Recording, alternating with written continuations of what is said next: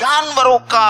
जिंदगी का ये मकसद होता है कि वो अपने लिए जीते हैं और अपने खानदान के लिए जीते हैं। हम तो इंसान हैं, बल्कि इंसान से बढ़कर हम मोमिन हैं जिनकी जिंदगियों का मकसद है, जो कुरान मजीद में भी है, अल्लाह के रसूल सल्लल्लाहु अलैहि वसल्लम ने बार बार उसको दोहराया है। तो हर इंसान, हर मोमिन इस बात का अहद कर ले कि इस नए साल में हम ये रिजोल्यूशन, ये अहद ले रहे हैं, अल्लाह ताला से हम वादा करते हैं कि हम अपनी बेमकसद जिंदगी को एक बामकसद जिंदगी में क्या करेंगे, तब्दील करेंगे। हमारी जिंदगी सिर्फ मेरे अपने लिए,